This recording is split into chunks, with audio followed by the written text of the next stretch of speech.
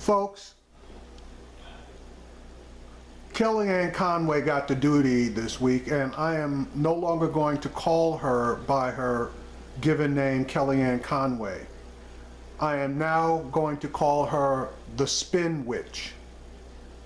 So, in effect, she is Donald Trump's Spin Witch. And she went on 3 of the Sunday morning talk shows this morning. She went on Face the Nation, Meet the Press, and this week with George Stephanopoulos. Now, Rance Priebus went on, but he got light duty because he got lambasted last Sunday. So now, since he got the light duty, Kellyanne is picking up the, and sorry I said that, the Spin Witch is picking up the slack. In case you guys didn't know it, there are 4 basic laws of spin. 3 of them are normally used, and 1 is used in case of dire emergency. The 3 laws of spin are misrepresent, mislead, and misstate. The final law of spin is lie, but that previously had only been used in case of emergency. But now, based on Sean Spencer coming out yesterday and straight out lying right off the top in order to, I guess, back up Donald Trump or do as he was ordered by Donald Trump to defend his lies, Mr. Spencer basically utilized all 3 of the laws and then went on to use the 4th law, and he used the 4th law in a basically stupid way, since the facts that he was lying about were so easily disproven.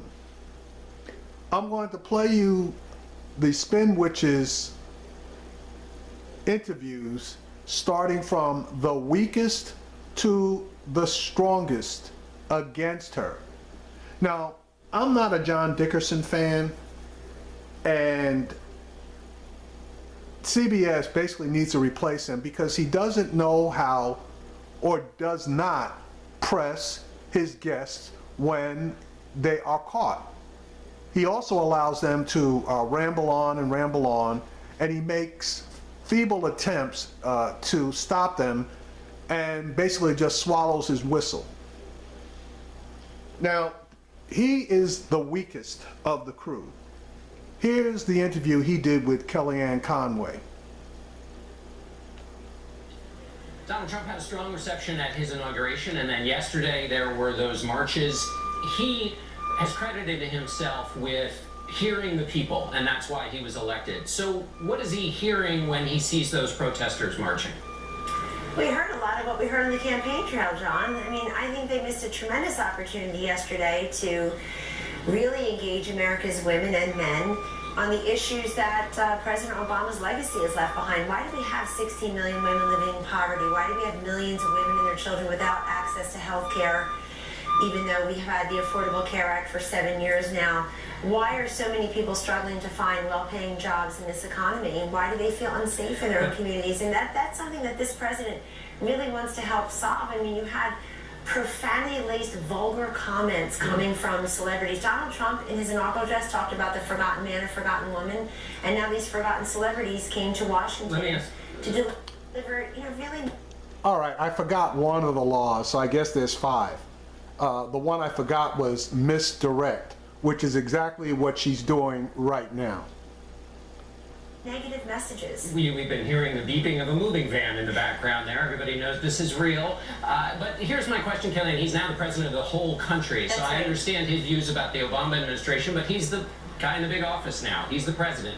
Does he look at those opponents the way FDR did? I wear their scorn as a badge of honor? Or does he do the same way Nixon did when he went down on the mall and met with the Vietnam protesters, talked to those young kids? What does he hear? What does he hear from the people who don't support him? He hears and sees a country that is divided. Donald Trump didn't divide the country, but as president, he has a great opportunity to help heal and unify it. And John, President Trump took a couple of really big steps forward in that regard in his inaugural address. It was uplifting, it was unifying. He did reach across and try to engage people who did not vote for him. That is basically Miss Lee tied together with misrepresent. Who maybe disagree with him politically and otherwise, to really come together. And he actually earlier in the week met with Martin Luther King Jr.'s son, Martin Luther King III, in New York, where they had an incredibly constructive and honest conversation about unifying and healing the country. Now, I'm going to get a little off topic here. I was told by various people that I follow that I really didn't necessarily want to subscribe to as far as their opinion was concerned. But after the spin witch went on to make that comment, I'm starting to give it a bit more credence.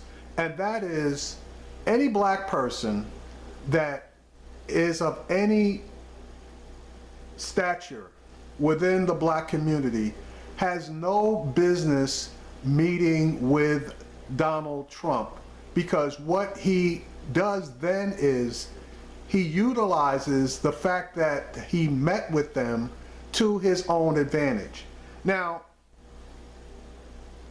Miss Spinwitch here is choosing to mislead us as MLK III, when he left the particular meeting, he basically was ambivalent about what was discussed and why he was there.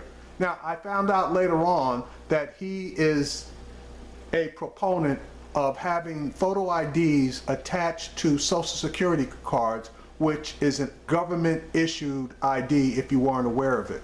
So if you have a government issued ID, when it comes time to vote, that is something that a state cannot turn down. So that's what Mr. King went there to discuss with Mr. Trump. And that is basically all that was discussed with Mr. Trump. But Ms. Spinwitch is attempting to utilize the fact that they did meet in order to spin it towards the advantage of Mr. Trump being so open and accepting of black people. Let's just call it the way it is. You listen to President Trump in his inaugural address. He talked about unifying and being aspirational, uplifting, and then the very next day you have people being very negative about him. But he's reached across. He's going to be a president for all Americans. Let me ask you what he's actually done. Obviously, there's some dispute about about whether there was an uplifting speech, but I want to ask you about what he's actually done that affects real Americans. You took an executive action on the Affordable Care Act. If for the 20 million or so who get their insurance that way, what's that going to mean to them? Well, for the 20 million who rely upon the Affordable Care Act in some form, they will not be without coverage during this transition time. But John, let's talk about the millions who have already lost their health care. Number one, she didn't answer the question. And number two, here she goes with the misdirection. Lost their insurance plans, lost their doctors. That devastation has been terrible for many Americans and their families. And what he wants to do in replacing Obamacare with a more patient-centric free market solution is to make sure these people have coverage. Lots of folks got caught in that trap. I got to stop it there. You see, John Wilkerson, he keeps trying to interrupt and he keeps swallowing his whistle. He needs to be replaced. I've said that before, but I am really saying it now. The best person as far as cutting people off, as far as I'm concerned, is a tie between Chris Matthews and I believe it's Chris Wallace. Might be Mike. I'm not sure what the first name, but I know it's the guy that it's Chris, the Fox News guy, which she didn't appear on his show this weekend. Anyway, let's continue. And that gap, and he wants to make sure that through his plan you can buy insurance across state lines, you have a health savings accounts, you block grant Medicaid in states. Let me ask you this, Kellyanne.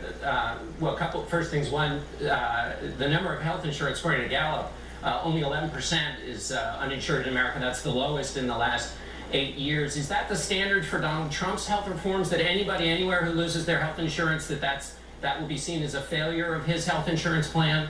And I still don't know, if I'm on the Affordable Care Act, what that executive order, the action he's now taken, should people be, what should they think? Well, they should think that it's a great big step toward replacing Obamacare with a plan that works for more Americans, that truly makes it affordable and accessible. Actually, what they should think is that it is a minuscule action. It was just taken so that Donald Trump could say he took action against the Affordable Care Act. It basically didn't do anything, and even most of the Republican pundits will agree to that. There are other Americans, baked in your statistic there, John, who can't use their health care because their premiums have skyrocketed. So, all right, let's cut the myth on that one. In states like, and I guess I'll use the extreme case of Arizona, where some premiums have increased approximately 120%, which is obviously a giant increase. They fail to mention that in the majority, not all, but in the majority of those cases, the subsidy has increased by like 150%. But of course, they are not going to push that particular point, because it doesn't give them any credence for their position that premiums are going crazy. Yes, premiums are going up, but for the most part, the subsidy is going up in excess of the percentage that the premium has gone up. Dramatically. In places like Arizona by 113%, in Pennsylvania 53%. And so people who actually count as having health care actually can't access it because they can't afford the premiums and the deductibles. So we want to make it easier for them. We hear from small business owners and families every single day that this is a crushing burden for them. Let me ask you. Now, just in that little small clip, he tried to interrupt her 4 times and couldn't even get the words out of his mouth. This guy is basically too polite. Yesterday, the White House press secretary went out and gave a press conference. Why didn't he talk about this, which, as you point out, is such an important issue? Millions of Americans hanging to find out what their healthcare system is going to be like. Isn't that more important than the question of crowd size, which is what Sean Spicer was talking about? Well, our press secretary, Sean Spicer, will be addressing Americans on any number of issues, including the ones I've just said on your show, John. Yesterday, it's just disappointing to get into this argument about crowd control. Nielsen says 31 million people witnessed Donald Trump's inauguration on the television. We know many other millions of Americans are watching events like this on different screens and their telephones and their computers. And we know there was a prediction of rain, a big rainout that probably deterred many people from coming. But all that said, there were hundreds of thousands of people here. In terms of, we all saw it. I think, I'm into the things that we can quantify, and that does go to everything from the 2,600 counties he won in 31 50 states, and the millions who are in need that he's going to help. But that's okay. He tried to interrupt her. If you go back and look at it, 10 times. He went to interrupt her 10 times and again swallowed his whistle. Now, back to her original point. This was this guy, Sean Spencer's first interaction with the media people, and it was he that basically decided to bring that particular subject up and lie about it. He lied about it, and that's what Mr. Wilkerson was trying. He wasn't even talking about him lying about it. He was talking about the importance of him bringing up the issue at all, especially since it was his very first, I'm not even going to call it a news conference, but notification being the mouthpiece for the official mouthpiece for Donald Trump. She missed it, she spun it, and John Wilkerson doesn't have the ability to stay on it.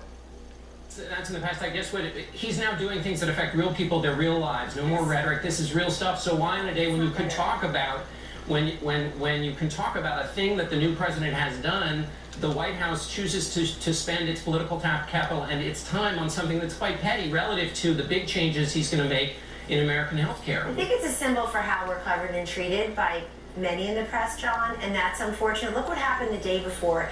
The very day before, we invited the press in to cover President Obama signing executive orders in the Oval Office. And what happened immediately? A false report, I'm sorry, this is very important, a false report was issued by the press pooler, and it went out to 3,000 and some outlets, 3,000 stories, and it was false, that there was the removal of Martin Luther King Jr.'s bust in the Oval. That is just false. It was sitting right there. I was in the room. Let me you ask you a can't quick have false question. reports like that and expect us to. Let me interrupt her since he can't. The press reporter came in and he didn't see the bust. They had moved it. So he shot out that the bust had been removed.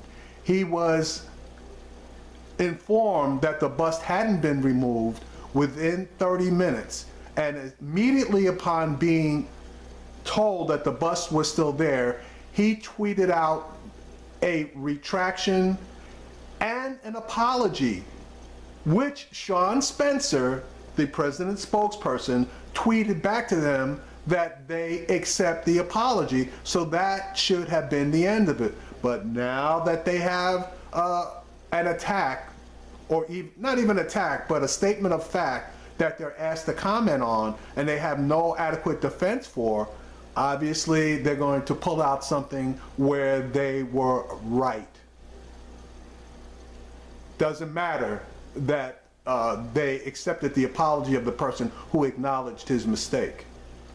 Not wonder why we're covered and treated so differently and unfairly. But it just seems that it's a question of proportion. The president himself went to the CIA and thanked all the people there, said he was behind them 1,000%, but then went off and talked about crowd size. Aren't there more important things to talk about at the CIA for the new president of a nation of 320 million people? Well, he did talk about important things, and frankly, him going to the CIA at all represents how serious he is about having a very productive and constructive relationship with our intelligence community. We had over 1,000 requests for folks to attend that. We can only accommodate 300 or 400. He will be back. John, why did President Trump play?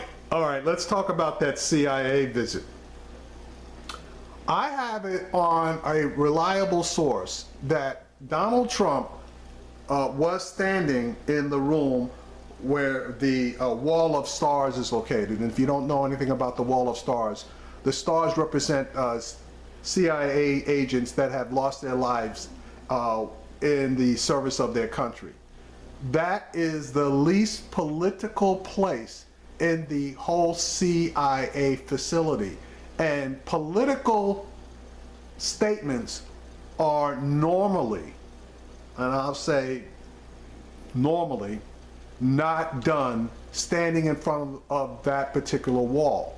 And the main thing that I want to comment on is that he didn't even acknowledge the heroes who had stars up on that wall. He didn't even acknowledge the wall, to be honest with you, but he didn't acknowledge the people whose names, and some people have stars up there and their names aren't even up there for security reasons. He didn't even acknowledge them. So again, Donald Trump showed disrespect to the wall by not even acknowledging it. Then he shows where his focus was, which was on himself, when he started talking about his crowds, being the largest, and all the other bullshit that he was trying to aggrandize himself with. And then his people had to come out there and cover the bullshit. Not going to the CIA in the first place. He wanted to witness the swearing in of his new CIA director, Mike Pompeo, top of his class at West Point and Harvard. He's going to be a great CIA director, but why couldn't he witness his swearing in yesterday? Oh, because the Democratic Senate won't confirm him. Okay, and since he knew that on Friday, he decided to go Saturday, which is basically an off day for most personnel at the CIA, and especially the management that's still in place at the CIA. So why did he do it? He did it basically of the 500,000 people that were in the vicinity demonstrating. That's why he decided to continue to do it, in my opinion.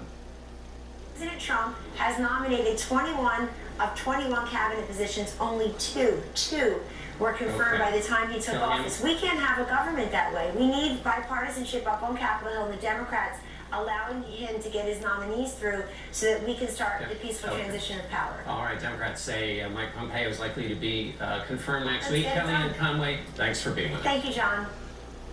All right, so now that's one. Let's go to the median interview, which is going to be done by George Stephanopoulos. Hang on a sec. Now, I'm including this piece, which was the thing that basically started, if you want to call it, a firestorm. And it's going to actually give you the comparison between Barack Obama's inauguration and the amount of people attending, and Donald Trump's inauguration and the amount of people attending. And it's going to show you they were both done at the same time periods of their individual inaugurations. So you can mix apples with apples. And I'm also going to show you the DC Metro information. Hang on. Yesterday, at a time when our nation and the world was watching the peaceful transition of power, and as the President said, the transition and the balance of power from Washington to the citizens of the United States, some members of the media were engaged in deliberately false reporting. This was the largest audience to ever witness an inauguration, period. That was a lie. Even if you go along with their numbers, and they're claiming it was 1 million to 1.5 million people, President Obama's 2009 inauguration had a estimated number of 1.8 million people. Trump was only claiming 1 million to 1.5 million. So if you give him his high side number, he's still 300,000 lighter than President Obama. Okay, let's continue. Both in person and around the globe. The facts say otherwise. There on the left is Barack Obama's first inauguration in 2009 at noon. On the right, the matching shot for Donald Trump's inauguration at the exact same time. According to the Nielsen ratings, 30.6 million people tuned in to watch Trump take the oath of office. That is more than 4 years ago, but fewer viewers than Obama in 2009, and both were dwarfed by Ronald Reagan in 1981. And Washington Metro officials say they had about 571,000 riders on Inauguration Day. That's down from 782,000 in 2013 and more than 1 million in 2009. Spicer closed the briefing with a warning. There's been a lot of talk in the media about the responsibility to hold Donald Trump accountable. And I'm here to tell you that it goes two ways. We're going to hold the press accountable as well. Spicer then left the briefing room without taking any questions. All right, so there you have it. He left, took no questions, he lied. You saw the real numbers for yourself. So you make your own call, but my call is that guy just went out there and just straight out lied. He misrepresented, he misdirected, he misstatement. Well, that's a lie. That's another way of lying, because if you catch him on it, you know, it's always claimed to be a misstatement. And he tried to misrepresent the facts by comparing one set of numbers versus another set of numbers that had no correlation between the two. Anyway, let's jump to Miss Spinwich. All right, here's the interview with George Stephanopoulos. Kellyanne Conway, she is here this morning coming to us from the White House. Thank you for joining us, Kellyanne. So why did the president choose to give that speech at the CIA yesterday? And why did he choose to have Sean Spicer make that kind of a statement? I thought President Trump's speech at the CIA was remarkable, and he really went there to help with the swearing in of his CIA director, Mike Pompeo, who unfortunately has not been confirmed by the Senate yet, George. But okay, again, he knew that Mike Pompeo had not been confirmed by the Senate. So he really didn't go there to view or witness the swearing in of Mr. Pompano, since he knew it was not going to occur. He went there for a photo op. But the president decided to keep that on his schedule to go and build goodwill really on day one of his presidency with the CIA. But why did he choose to not tell the truth about press reporting on his feud with the intelligence community? That reporting was based on the president's own statements. Good job. He cut her off. The president went to the intelligence community yesterday to establish good relationships with them, and we had over 1,000 requests to attend. We can only accommodate a few hundred. He will be back. He got a standing ovation, and it's really time for him to put in his own security intelligence community. We really would prefer the intelligence community that's going out the door to be much more respectful toward the president and his vision in moving forward. We're not really thrilled with the leaks that have come out in the last several weeks or months. And we think in the interest of keeping us all safe, George, that the intelligence community that we saw on their feet yesterday welcoming President Trump for his rousing speech is the one that we look forward to working with. You mentioned. Now, really quick, there's a clip from somebody who knows that particular room, and it was indicated that the majority of the people that were cheering and clapping were Trump's own people. Where has that happened before? Oh, I remember when Trump first announced that he was running for the office of the presidency, he hired a bunch of actors in order to fake a crowd that was yelling and cheering for him. And that story was just finalized.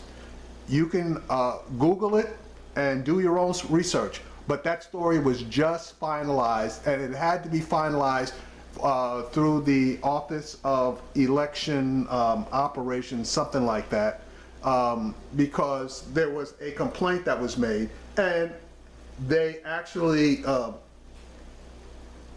indicated that all of those people were hired as administrative assistants, but the company that they hired them from doesn't staff administrative assistants. They staff actors.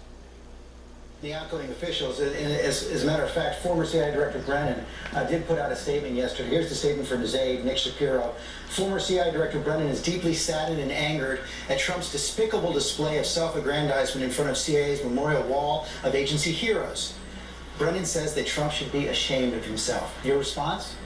I thought that was just an unremarkable, spectacularly disappointing statement from the outgoing CIA director. George, does that statement and the very vituperative language included therein, does that improve relationships with the intelligence community? We have an outgoing CIA director sound like a partisan political hack about the President of the United States.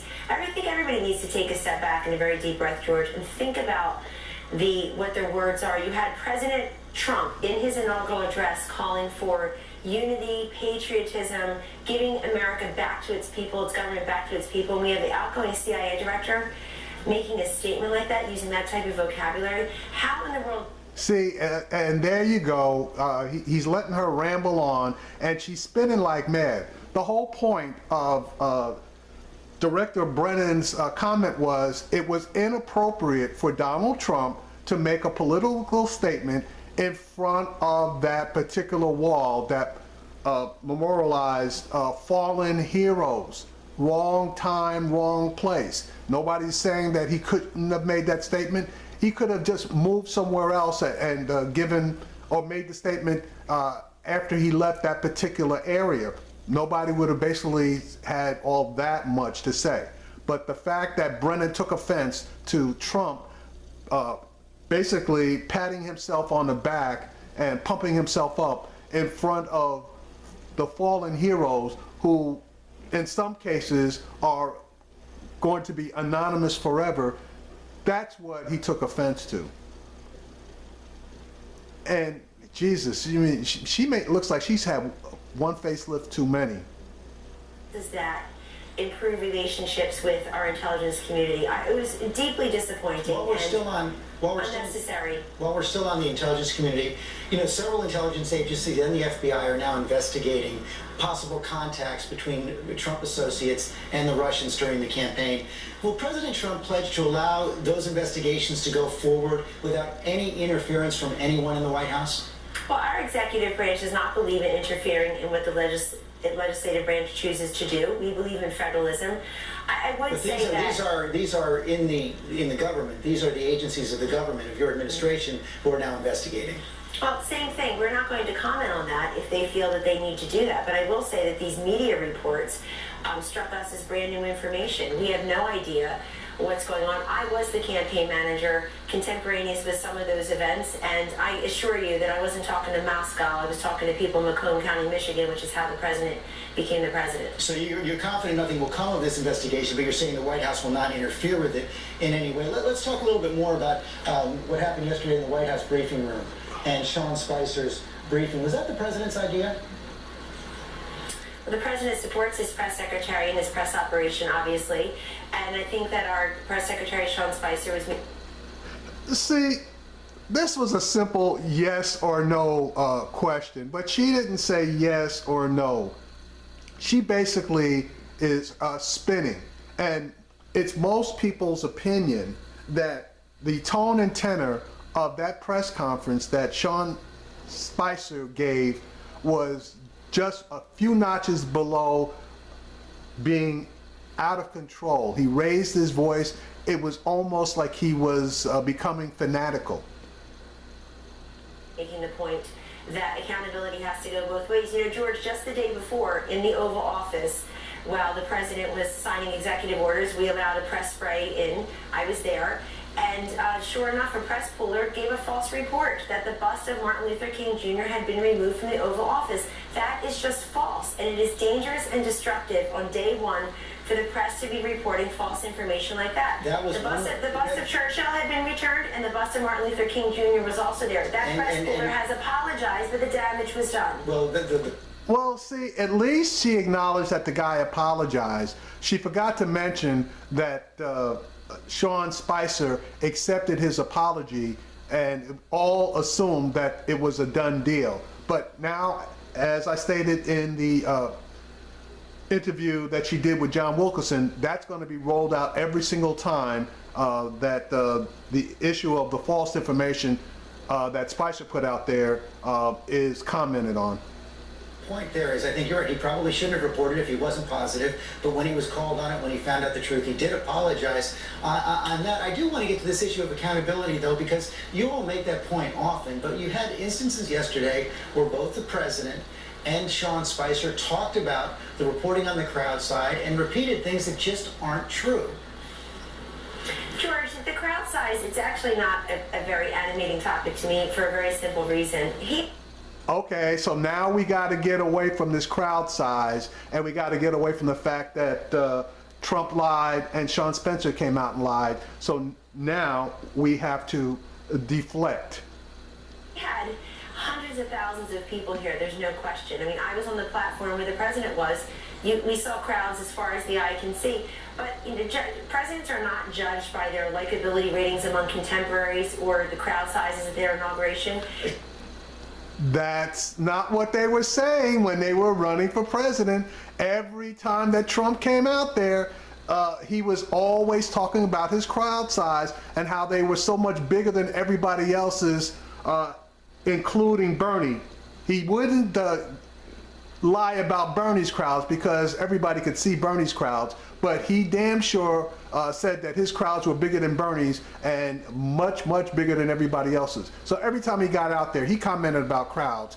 He did it yesterday and the day before, and he got caught in his lie. They're judged by I that. completely agree with that. Let me just step in there because I completely agree with that. We spent 11 hours on the air on Friday during the inauguration, barely talked about the crowd size, if we brought it up at all. We spent time talking to people in the crowds. The question is, why does the president choose to talk about that at the CIA? Why does he send his press secretary out to talk about it in his first White House briefing and say things that aren't true? And George, I would just say about crowd size, first of all, there was Okay. So she had a perfect opportunity to get off it. So now she wants to talk about crowd size. rain, the downpour that was reported, and I think it deterred many people from coming. But there were hundreds of thousands of people here. More importantly, 31 million people watched this. Okay, so in other words, Donald Trump told another lie because he got on the mainstream channels and said that when he came out there to start giving his inaugural speech, that it had slightly been raining, but that it wasn't raining. But there are shots of George Bush and other people being given plastic coverings in order to stop from being totally rained on. So he lied there too. So now, which is it? You had all of these people, millions of people, or because of the rain, it cut your crowd down. Make up your mind, it can't be both. It's inaugural. I'm sure including watched ABC's coverage of it. According to Nielsen, that is far above the 20.5 million that watched President Obama's second inauguration and many other. Misdirection. He said the most ever. She is right, okay? But they're comparing apples and oranges. This is Donald Trump's first inauguration. It needed to be compared to Barack Obama's first inauguration. Barack Obama's first inauguration blew this one out of the water. But she is right. His second inauguration, some of the numbers, as far as viewing numbers, were down. People are watching inaugural festivities on other screens, on their phones, online. So we're very confident that the crowd sizes in the historic election of Donald Trump, and it was historic based on the projections that were given, and certainly based on the fact that we, for the first time, have a non-politician in the White House. I think the crowd size argument is not so important as what he's going to do this week as President of the United States. Again, I completely agree. That's why I'm asking why he chose to make his first speech about it in the first press briefing. At the same time, George, that did dominate media coverage by many yesterday, a day after the inauguration. And there are plenty of people, you saw the march yesterday, plenty of people who... Okay, number one, it didn't dominate media coverage. The speech and the tone and tenor of the speech and the reaction by foreign diplomats and heads of state, those were the items that dominated the news yesterday regarding his speech. The crowd size didn't do it. What also dominated the news, and I mean totally dominated the news, was the Women's March. That was on every single channel that you would look at all day long, including Fox, which, that, as far as I was concerned, that was wild. But it was only after Sean Spencer came out there and just straight out lied, that's when the focus of media attention shifted over to the obvious misrepresentation and lies that Sean Spencer did in his first exposure as the White House, I guess, press secretary. I guess that's the position he has, spokesman for Trump anyway. His very first one, and he comes out there and lies. And he lied about such totally unimportant things that it makes one wonder, if he'll lie about something so minuscule, what else will he lie about? Are trying to delegitimize this president, and honestly it doesn't matter because he's a man of action. And watch what happens just in this first week. Presidents are judged by their accomplishments, but I would tell you the great deal of interest that has attended Donald Trump through his candidacy and now his presidency continued in terms of 31 million people watching this inauguration on TV. That is far and above what President Obama had in his second inauguration. But I just think, look, I want... Yeah, notice she keeps saying the second one, but she damn sure ain't bringing up the first one. Good relationships with the press. I'm here in part for that reason. But it has to be a two-way street. And when I see Twitter feeds, when I see words that people are using to describe this president, it is incredibly disrespectful to the office. Right. Just watch what he does. He's going to end this week at the GOP House and Senate retreat. He'll meet with for his first foreign leader here at the White House, Theresa May, from the Prime Minister of the United Kingdom. The two of them came in similarly through Brexit and through this movement here in the United States. People want the government to go back to the people. His speech called for unity. It was uplifting. And it called about patriotism and giving power back to the people. And I think folks should look at that respectfully and try to give us some coverage. We are going to watch what the president does. We are going to watch what the president says. What I'm talking about is when the president speaks to the CIA and says things that are not true, when his press secretary goes to the podium, repeats things that are not true, is that okay with the president? And isn't it our responsibility in the press to hold them to account, to hold the press secretary? When you say things that aren't factual? What the president said yesterday at the CIA, he said that the press was falsely reporting about a feud. That was based on the president's statements. What Sean Spicer said yesterday from the White House podium, he cited wrong facts about metro ridership. He said this was far and away the most viewed inaugural ever. That is simply not true. If you look at the Nielsen ratings from 2009 or 1981, if you look at the pictures of the crowd, that is factually not true. And all we're saying is we did not bring this up. We're talking about the same topic in a week when this president is going to work on replacing Obamacare, which is... Miss Direction, again, she just jumped off the topic and moved to something else because they're busted? Helped millions of people lose their doctors, their plans, their insurance. He's going to work on infrastructure, building the wall. He's going to meet with foreign leaders. We're still talking about crowd size. And I just want to say, I'm a pollster by trade, so I'm into things that are actually quantifiable. And here are the numbers that matter. The numbers that matter are the 2,600 counties he won, the 31 of the 50 states. And by the way, the other numbers that matter that I didn't hear from these women marching around Washington yesterday are the 16.1 million women in poverty, are the millions of people who don't have health care after 8 years of President Obama. Donald Trump's been president for about 8 hours. President Obama was here for 8 years. So if we want to talk about numbers that matter, it's quantifying all the losses, the women who have slid into poverty, those who can't find meaningful work, and their children who deserve a better life. That's why I am here at this White House. I want to talk about things that are quantifiable, not a bunch of metro riders and crowd sizes. Well, that's what Donald Trump thought was important. That's why he brought it up. But let me give you a couple of other numbers that are quantifiable. There were approximately 2.7 more votes for Hillary Clinton than Donald Trump. So that basically stated that the majority doesn't rule, okay? Because we got this screwed up system as far as the Electoral College is concerned. Even though you lose the popular vote, all you have to do is strategically win a certain number of states in order to become president. Okay, that's a number that counts. Let me give you another number that counts. 2. There are 2 bodies in Congress, the Senate and the House of Representatives. When the 2 bodies decide that they are not going to work with the executive branch, you get situations like this, where legislation isn't passed, the work of the people does not get accomplished. It's basically gridlock.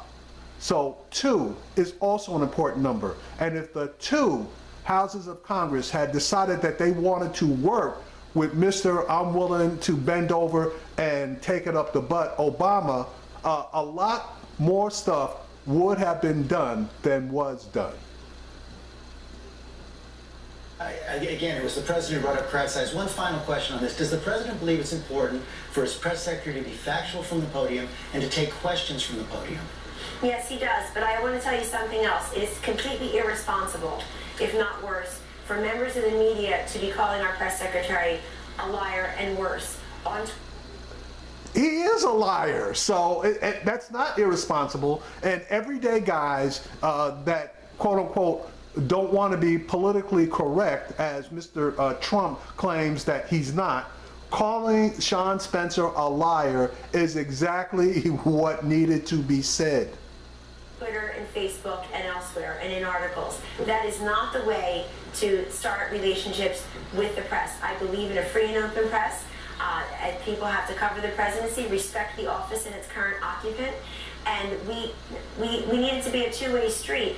We have not been treated very well. This man is the President of the United States. If people would just go back, George, and listen to and watch his inaugural address again, that goes for everybody, calling for unification, being aspirational, talking about giving power back to the people. Look, I know he's coming to Washington, D.C. in a way no one ever has, and the institutions and the lethargy and the statism that is many of the establishment here is going to be shaken up, and I know people are wondering what will happen there, but we need to have a two-way street here with the press, and I look forward to that, and I appreciate the platform on your network and others, and look forward to an open and honest relationship. But we can't invite the press pool into the first day of the Oval Office with the President of the United States signing executive orders, and then a big lie told about the bust of Martin Luther King Jr.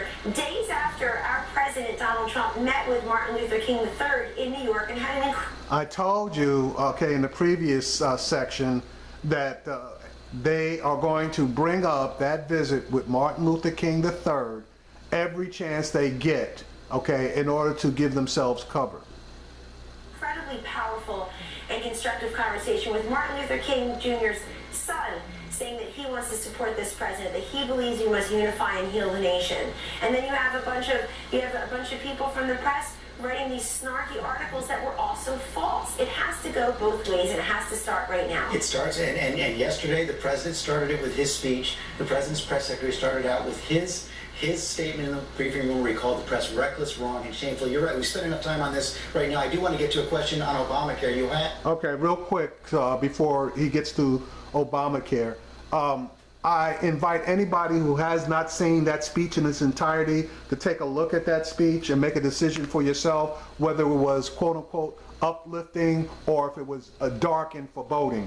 I looked at and I refused to watch the speech live, so I had to bring it up online. But I watched that speech, and in my opinion, he was talking about the children in the educational system. Now, if he was talking about Michigan's educational system, he was probably right, because Betsy DeVos has basically helped to destroy the Michigan educational system. So if that's what he was referring to, he's 100% correct. But he also basically went code that the inner cities, i.e.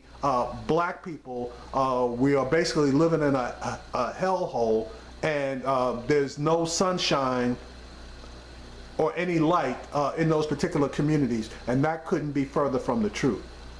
But anyway, if you haven't seen his speech, I invite you to go take a look at it for yourself. The president's executive order signed on Monday. So, and a lot of people are trying to figure out, on Friday, a lot of people are trying to figure out what exactly does that mean. We know that on its own, the Obama administration chose to stop enforcing the employer mandate. Will President Trump stop enforcing the individual mandate?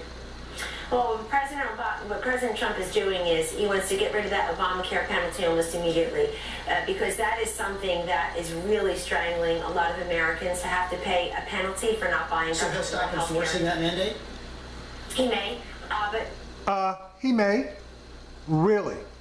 And that executive order he signed basically was just, as I stated earlier, just to say that he signed an executive order starting to remove or repeal Obamacare. That was the full purpose of him signing that bullshit executive order with the cameras pointing at him. But look, we want to make very clear to everyone that those who are relying upon coverage will not lose it. But you know, many people have already lost their health care. Millions already lost their health care because they either have it and can't use it because of the explosive skyrocketing premiums, or they literally, George, lost their doctors or their insurance plans or their access to health care through Obamacare. We hear from the millions of people every day that have lost their health care, their plans, basically got drilled down to 28 hours a week so they can't access the health care that employers are supposed to provide. We want to help those millions of people. We have received through our transition over 225,000 comments and pleas from Americans. Many of those, I've read many of those, have to deal with health care. So he's going to replace this with a plan that allows you to buy insurance across state lines, that is much more centered around the patient and access to health care. And I wish I had heard more of that from the women yesterday here in Washington. I mean, why aren't they talking about the millions of women who live in poverty, who don't have health care after 8 years of What did the president think of that march? I discussed it with him briefly. We certainly respect people's First Amendment rights, but I frankly didn't see the point. I mean, you have a day after he's uplifting. See, and that's the problem. You didn't see the point, and neither does he. Hopefully, Congress will see the point. You had a lot of pissed off people who are afraid of losing their health care, okay? They're afraid of losing access to Planned Parenthood. They're afraid of losing the ability to vote. Specifically, I'm talking about people of color in various southern states, okay? Those three things, principal of which is the health care and the Planned Parenthood, okay? Those were the number one and number two items as far as the people that were marching, according to published reports. But you guys cannot see that, so you have blinders on, apparently. In unifying, and you have folks here being on a diatribe where I think they could have requested a dialogue. Nobody called me and said, hey, could we have a dialogue? And you have celebrities from the podium using profanity-laced insults. You have a very prominent... Yeah, she's right about that. Madonna went over the line with all of the stuff that she was saying. And I mean, she was cursing her brains out. And that, in my opinion, really was uncalled for. Singer who's worth hundreds of millions of dollars, not going over to a women's shelter here in D.C. to write a check, but instead saying that she's thought of, quote, burning down the White House. Talking about Madonna? Well, this is destructive, and I read in an article or two that the Secret Service may be investigating that. But George, we just had an election, and a lot of what I heard from this march yesterday in Washington. I wonder what article she heard that the Secret Service may be investigating. I think that's a bullshit line, and if it's in any place other than Breitbart, I would be surprised. We heard all through the election, and that whole messaging, and their candidate Hillary Clinton lost. 29 to 30 million women voted for Donald Trump. Their voices are heard as well. They should be respected. I just thought they missed an opportunity to be about solutions and to really fight for those millions of women whose kids are trapped in failing schools, who don't have access to health care, who don't have access to an economic, affordable life. And those are the people that we're here for, the forgotten men, the forgotten women, and their children. And I just thought it was such a contrast to have President Trump deliver an inaugural address that was so uplifting and aspirational and inclusive. Oh my God, with this uplifting, aspirational, and inclusive. That was probably one of the darkest inaugurational speeches that anybody's ever heard. So, you know, the spin gets so ridiculous sometimes that you just have to shake your head. Of American, if you open your heart to patriotism, there's no room for prejudice. And then the very next day, you have these profanity-laced, threatening, vulgar comments coming from the podium. Look, the whole celebrity thing didn't work for Hillary Clinton. She tried that in her campaign, and it failed. So, and the other thing I would just mention, George, is guess who was conspicuous by their absence yesterday? President Obama, Secretary Clinton. They were up on the platform applauding and embracing President Trump. They weren't here. Okay, President Obama obviously was in Palm Springs taking a well-deserved vacation.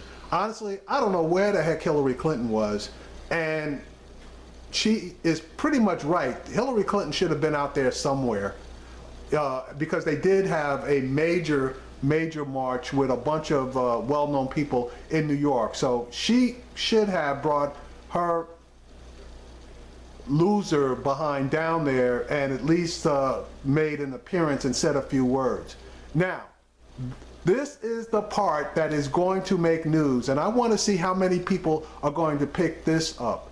Kellyanne Conway is going to admit that Donald Trump is not going to release his tax returns, even though he promised that he would release them after the audit was completed. Here we go, words out of her own mouth. March marching with women. Final question. You mentioned a couple of the 100,000 people who sent in petitions on health care, talking about health care. You also have more than 200,000 who petitioned the White House calling on President Trump to release his full tax returns with all information needed to verify Emoluments Clause compliance. Whenever 100,000 petition, that triggers a White House response. So what is the White House response? The White House response is that he's not going to release his tax returns. We litigated this all through the... Bingo, you heard it first. So Donald Trump basically lied all throughout his campaign about he wouldn't release his tax returns because he was under audit. She just told you the White House response is he's not going to release his tax returns. And then she's going to back it up with this has already been litigated. Yeah, it was already litigated where he promised that once the audit was complete, he was going to provide his tax returns. So he basically lied. Election. People didn't care. They voted for him. And let me make this very clear. Most Americans are very focused on what their tax returns will look like while President Trump is in office, not what his look like. And you know full well that President Trump and his family are complying with all the ethical rules, everything they need to do. See, and that's a lie because nobody knows if he's complying because we need to see his tax returns. The forms that the financial disclosure forms that he filed when he decided to run are in no way as informative as the tax returns, especially tracking stuff. So she could say, you know perfectly well that he's in compliance. No, we don't know that he is in compliance. We need to see the tax returns, and he's not going to give them up. And if there wasn't anything in there that he was trying to hide, he should have given them up. And he had the ability to give up his tax returns from 2005 and prior because those absolutely were not under audit, but he refused to give those up as well. So he is a liar, so are you. To step away from his businesses and be a full-time president. But on this matter of tax returns, people they want to keep litigating what happened in the campaign. People want to know that they're going to get tax relief, and he has promised that. We just hope the Democratic Senate will support his tax relief package the way the Democratic Senate in 2001 did for President Bush, George.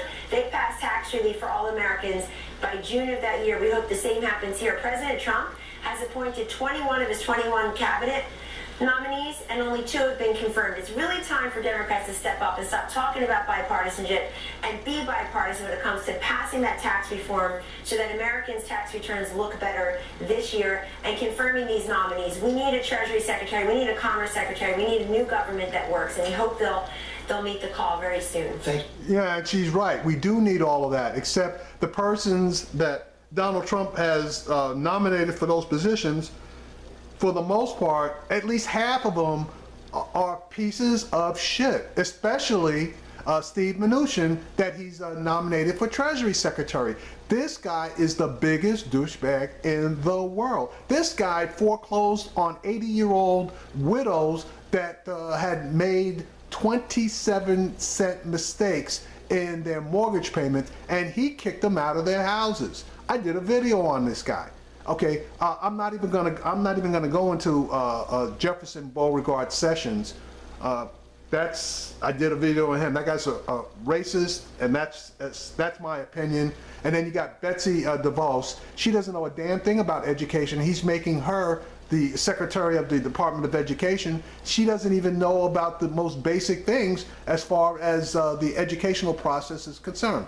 Ben Carson is another whole story whatsoever. He's got no executive experience, doesn't even have any experience in the housing industry, but Donald Trump helped him out a lot by basically assigning Steve Harvey to help him. Like Steve Harvey knows what the hell's going on. Anyway, let's jump to the piece de resistance, which is the interview that she did with Chuck Todd on Meet the Press.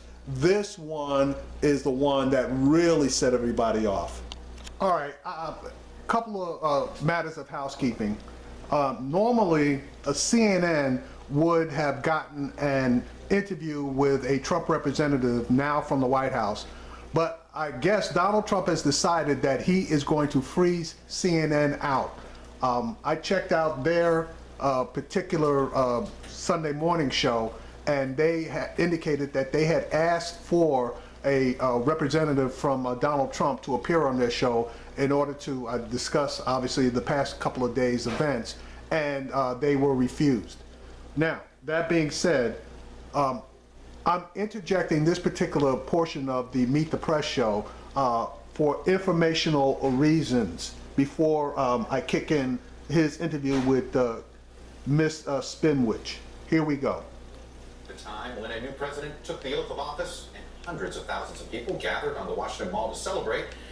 The big stories turn out to be the massive demonstrations sparked by the inauguration of Donald Trump, and then the head-scratching decision by President Trump to pick yet another fight with the press.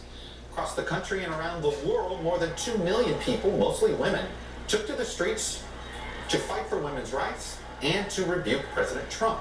In some cases, officials had to cancel planned marches because the demonstrations themselves were too large for the planned route.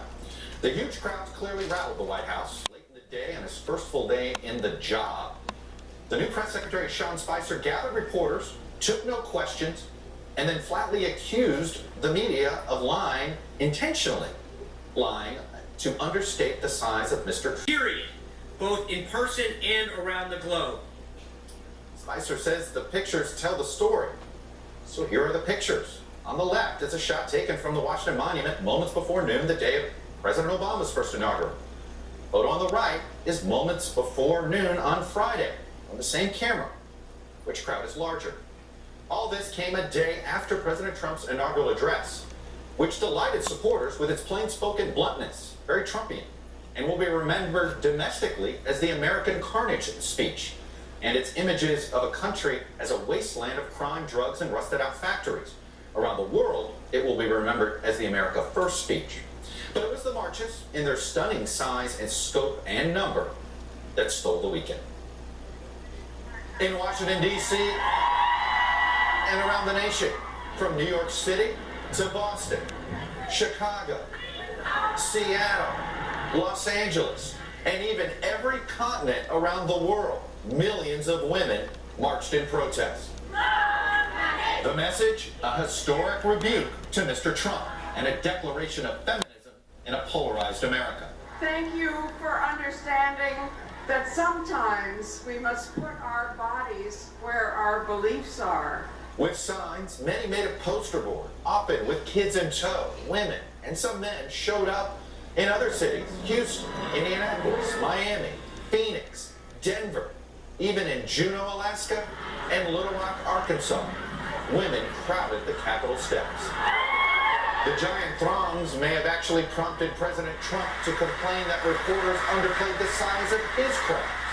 But we had a massive field of people. You saw them, packed.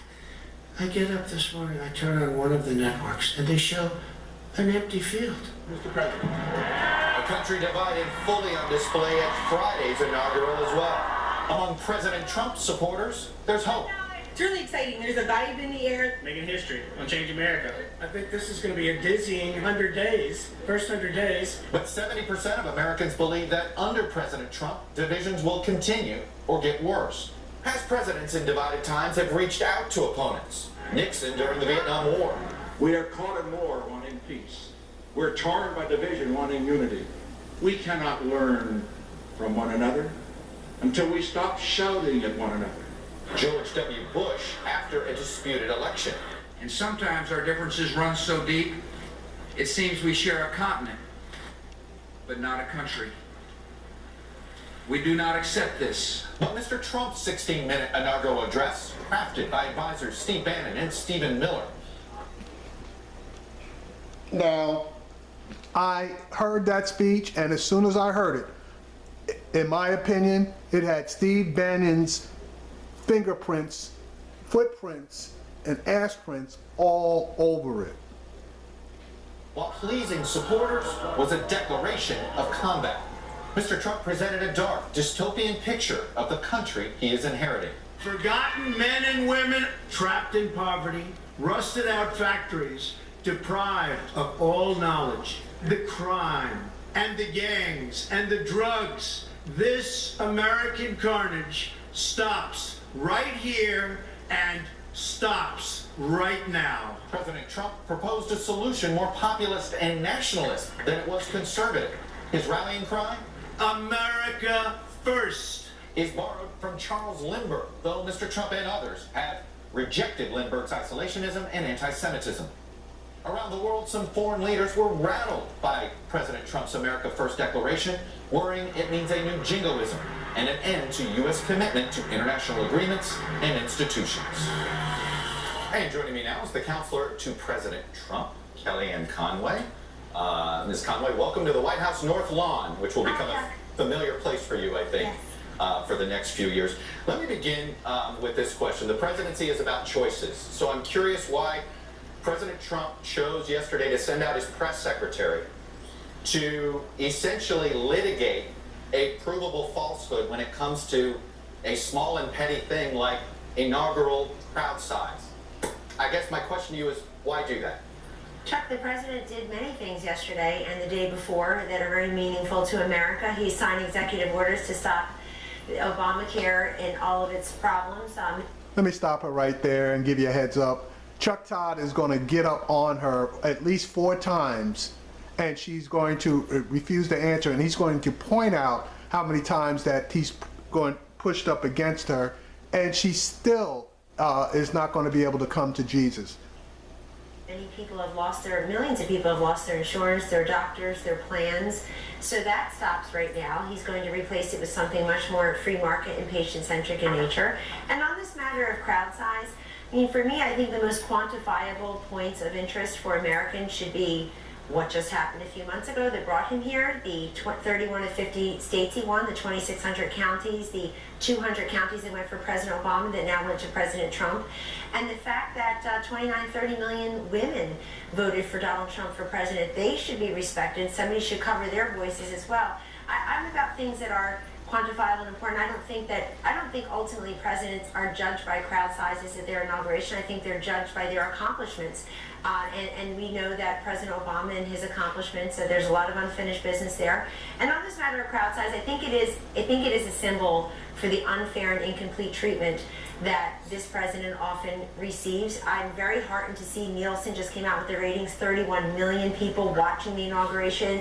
President Obama had 20.5 million watching his second inauguration 4 short years ago. So we know people are also watching the inauguration on different screens and in different modes. And that there was, I mean, for me, there was a prediction of a downpour of rain. I think that deterred many people from coming. But no question, there were hundreds of thousands of people out on the mall. All right, Kellyanne, let me stop you here because you make a very reasonable and rational case for why crowd sizes don't matter. Then explain, you did not answer the question. Why did the president send out his press secretary, who's not just the spokesperson for Donald Trump, he also serves as the spokesperson for all of America at times. He speaks for all of the country at times. Why put him out there for the very first time in front of that podium to utter a provable falsehood? It's a small thing, but the first time he confronts the public, it's a falsehood? Chuck, I mean, if we're going to keep referring to our press secretary in those types of terms, I think that we're going to have to rethink our relationship here. Now, she just threatened Chuck. Chuck just basically put a factual point to her, and now she's talking about rethink our relationship because he's telling the truth and asking her an honest question. It's going to be a long 4 years, folks. I want to have a great open relationship with our press. But look what happened the day before, talking about falsehoods. We allowed the press to come into the Oval Office and witness President Trump signing executive orders. And of course, the Senate had just confirmed General Mattis and General Kelly to their 2 posts. And we allow the press in, and what happens almost immediately? A falsehood is told about removing the bust of Martin Luther King Jr. from the Oval Office. That's just flat out false. And it was corrected immediately. Chuck, why was it said? Chuck, why was it said in the first place? Because everybody is so presumptively negative. That it's okay. No, excuse me. Oh, no. That reporter was writing on behalf of the press pool. That also got spread 3,000 times before it was corrected. Excuse me. And it's still out there. Excuse, and you did not answer the question. I did answer No, your you question. did not. You did Yes, not I answer did. the question of why the president asked the White House press secretary to come out in front of the podium for the first time and utter a falsehood. Why did he do that? It undermines the credibility of the entire White House press No, office it on day doesn't. one. Don't be so overly dramatic about it, Chuck. You're saying it's a falsehood, and they're giving Sean Spicer, our press secretary, gave alternative facts to that. But the point Wait a remains minute. Alternative that there's. facts. Alternative facts, 4 of the 5 facts he uttered. The Hey, one Chuck, thing he what? got Hey, right Chuck. was Zeke Miller. 4 of the 5 facts he uttered were just not true. Look, alternative facts are not facts. They're falsehoods. And guess what? Alternative facts was trending like #1 for a good portion of the day. And you're going to see #alternative facts from now on, because alternative facts, another way of saying alternative facts, obviously, is a lie. They are lies. That's why they are alternative. They're not facts, they are alternatives. Lies. Chuck, do you think it's a fact or not that millions of people have lost their plans or health insurance and their doctors under President Obama? Do you think it's a fact that everything we heard from these women yesterday happened on the watch of Barack Obama? He was president for 8 years. Donald Trump's been here for about 8 hours. Do you think it's a fact that millions of women, 16.1 million women, as I stand here before you today, are in poverty along with their kids? Do you think it's a fact that millions don't have health care? Do you think it's a fact that we spent billions of dollars on education in the last 8 years, only to have millions of kids still stuck in schools that fail them every single day? These are the facts that I want the press corps to cover, and this is why I'm here at the White But House. I understand that. Okay, now let me add some additional facts, because a lot of the stuff that she just mentioned are true. But I also think it's a fact that Congress didn't want to work with President Obama in order to try to fix those conditions. That is a fact. The Republicans had control of Congress, i.e. House of Representatives and the Senate, for the past 2 years. And they put forth no legislation. As a matter of fact, when it came to immigration, they said that they weren't going to put forth any legislation until the new president came into office. That is a fact, amongst others. President Obama wanted to generate a large jobs program in order to help middle America, especially those people in the quote-unquote burned out rust states. Did Congress put forth any legislation in order to help those people? No. But they did have control, and they could have put forth legislation at any point in time. But they didn't. That is also a fact. So you bringing up the fact that all of the people that you mentioned are having severe issues, problems, economic and otherwise, yes, that is absolutely true. But it is also true that the Republican Party made no attempt to do anything about any of those issues. Those are also facts. Change What I don't awful understand numbers is like that. that is not what yesterday was about. So you Yes, did not it is. answer the question. You did not answer the It's what question. this presidency is going to be about. You sent the press secretary out there to utter a falsehood on the smallest, pettiest thing. I don't think And I anybody can don't prove that. Look, I understand actually why don't you think did that it. maybe this is me as opposed to. Now, she got ready to lie right there, okay? She got ready to say that she doesn't think that anybody can prove that the information that Sean Spencer put out there was wrong. That's what she was getting ready to say, but she caught herself. She's really good at catching herself as far as telling straight out lies, okay? She misrepresents, she misdirects, she does a whole lot of stuff, but she catches herself at the last second just before she's getting ready to tell a lie, because she was talking earlier about quantifiable information, and the DC Metro records are quantifiable pieces of information, and those pieces of information prove that Sean Spencer came out there and lied. Chuck, and you know data well. I don't think you can prove those numbers one way or the other. There's no way to really quantify crowds. We all know that. You can laugh at me all you want, but I'm very glad. I'm Look, just Chuck, befuddled. well, but you are, and I think it's actually symbolic of the way we're treated by the press. The way that you just laughed at me is actually symbolic of the way, very representative of the way we're treated by the press. I'll just ignore it. I'm bigger than that. I'm a kind and gracious person, but I got to admit, though, he did laugh. So that's just straight out. He did laugh. And if I were him, I probably would have laughed too. So she's right about the fact that he laughed. Let me tell you something else. I'm really glad that NBC News and Chuck Todd all of a sudden are so thrilled to cover crowd control, because we were mocked daily for talking about the significance of our historic rallies during the campaign. Donald Trump brought in historic crowds to Michigan, to Wisconsin, to Pennsylvania, to Florida, to North Carolina, and on great days we were ignored, and on most days we were mocked. And those crowds did matter because he built a movement the likes of the people haven't seen. What I don't understand is why he's litigating this. Why stand in front of a memorial at the CIA? What else did he say to the CIA though? You don't want to talk about the rest of this, what he said at the CIA. First of all, his very presence at the CIA sent a great message to our men and women, our brave men and women in the intelligence community. He went to the CIA yesterday. He thought he was going to witness the swearing in of his CIA director, Mike Pompeo. No, he did not. He knew that Mike Pompeo had not been confirmed. So for you to say that he thought he was going to witness the swearing in of Mike Pompeo is a lie. He went for a photo op. Pompeo. But you know why that didn't happen, Chuck? Because the United States Senate won't confirm Mike Pompeo as CIA director. Ask Senator Schumer why that is. Ask him why Donald Trump as president has nominated 21 of the 21 cabinet positions, only to have grand total of 2 confirmed while he takes office. So the Democratic Senate wants to hold up Treasury, Commerce, Energy, Education, the list goes on.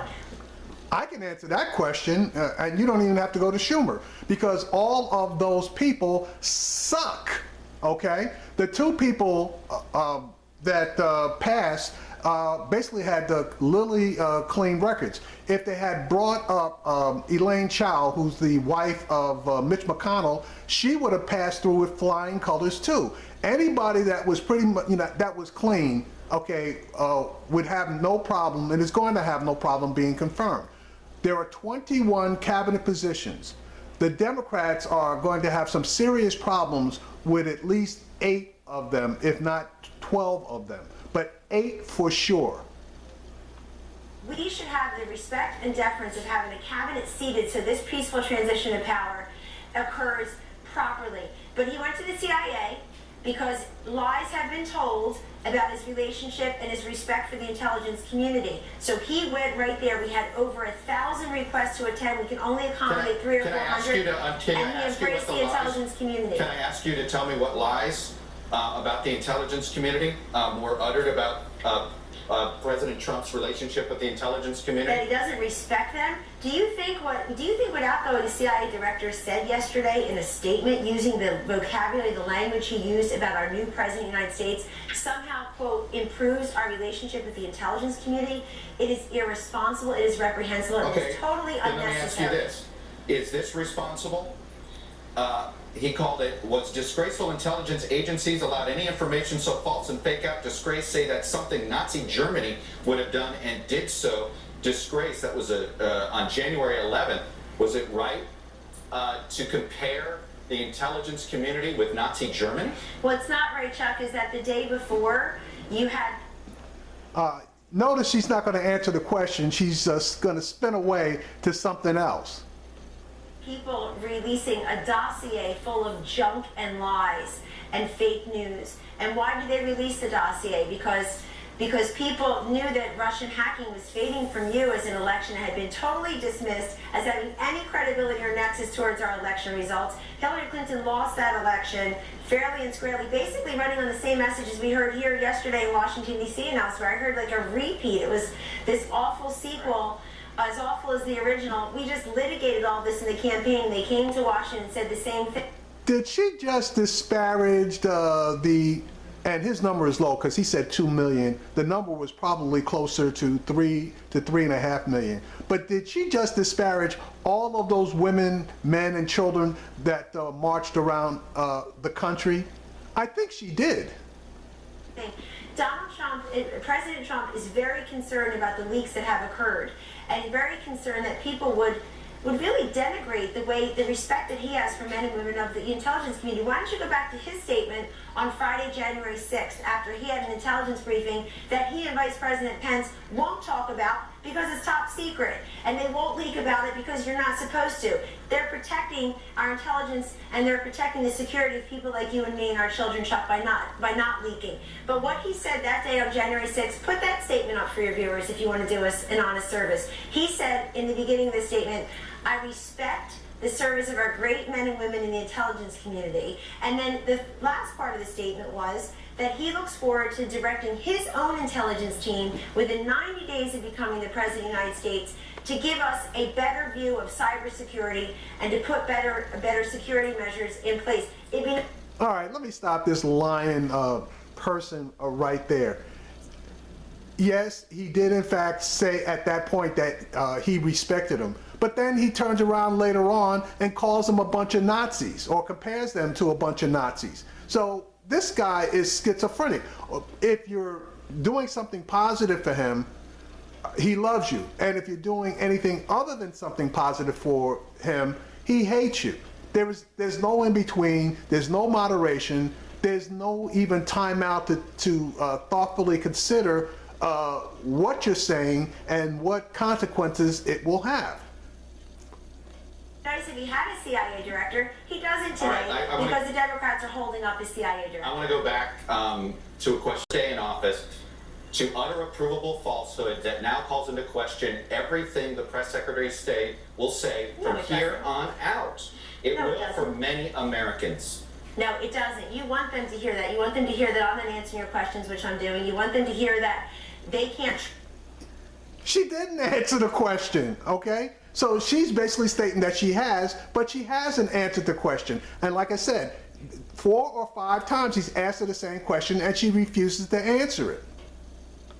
Trust our press secretary. I think that is a very dangerous statement to me. What was the motive to have this ridiculous litigation of crowd size? And now you're casting it, and that your job is not to give your opinion, Chuck. Respectfully, your job is not to call things ridiculous that are said by our press secretary and our president. That's not your job. You're supposed to be a news person. You're not an opinion columnist. Can you please answer the question? Why did he do this? You have not answered it. I'll answer it this way. I'll answer it this way. Think about what you just said to your viewers.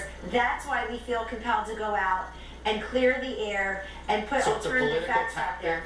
It's a political tactic to come up with alternative facts and try to set up the press as your enemy? No, I didn't say that at all, and that's not why I'm here in this building. I'm here because of all the provable, quantifiable facts, because of the devastation and destruction in our schools, with our health care, in our economy, with our small business owners, and yes, certainly with terrorism, infrastructure. This guy's going to do so much in the first week. He's going to talk to Prime Minister Benjamin Netanyahu today about the Middle East, about Iran. He's going to end the week receiving Prime Minister Theresa May from the UK here, his first foreign leader to be received here. They're going to help renegotiate US-UK trade. But you want to talk about things the media doesn't want to cover. You totally missed Brexit and Theresa May. You totally missed Trump's campaign. You want to talk about provable facts. You've missed it all along. America doesn't really, I mean, look, you got a 14% approval rating in the media that you've earned. You want to push back on us, and yet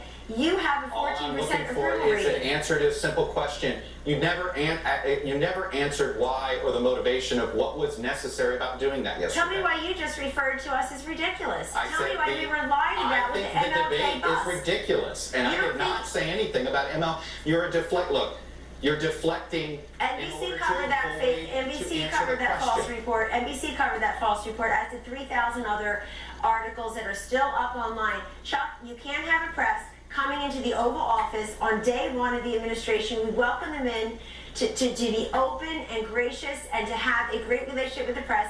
It came in, and the press pooler wrote a false article about the removal of the bust of Martin Luther King Jr. days after President Trump met with Martin Luther King III, Martin Luther King Jr.'s son, in New York City, had a very constructive, open conversation where Martin Luther King Jr.'s son said, we have to unify and help heal the country together. And boom, any snarky attempt to try to undercut this president in the Oval Office while he's doing the business of the country.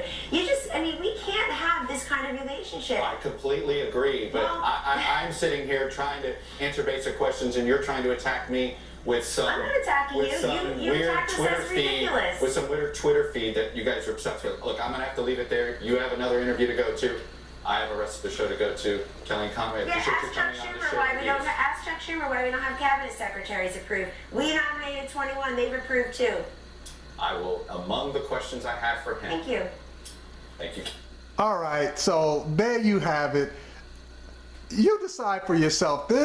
And she never answered the question. She spun her butt off. That's why I call her the spin witch.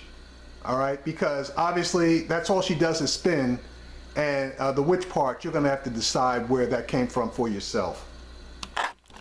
Here is some additional information that you're gonna get from Malcolm Nance regarding the hall with the Memorial of Fallen Heroes is concerned. He's going to describe the size, and then he's going to tell you what he thinks went down when it was reported the standing ovations and all of the thunderous, quote unquote, applause occurred. Here we go.